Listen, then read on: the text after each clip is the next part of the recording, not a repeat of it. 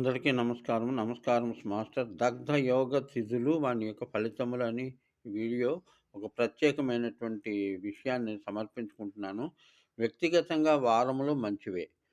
ప్రతి తిథి కూడా మంచిదే. అయినప్పటికీ వీటి యొక్క సంయోగంలో కొన్ని ద దుష్కార దుష్కృతములు జరగడానికి అవకాశాలు ఉన్నాయి కాబట్టి, ఈ ఈ ఏ యోగంలో ఏ వారం ఏ తిథి కలిస్తే మనకి సత్ఫలితాలనివ్వదో దాని గురించి చెప్పదలుచుకున్నాను.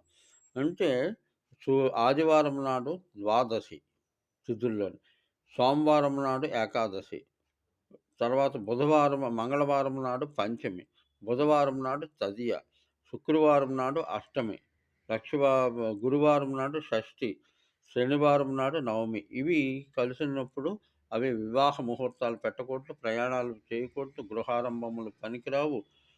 తర్వాత వ్యాపారాలవి ప్రారంభించకూడదు. ప్రారంభిస్తే దగ్ధ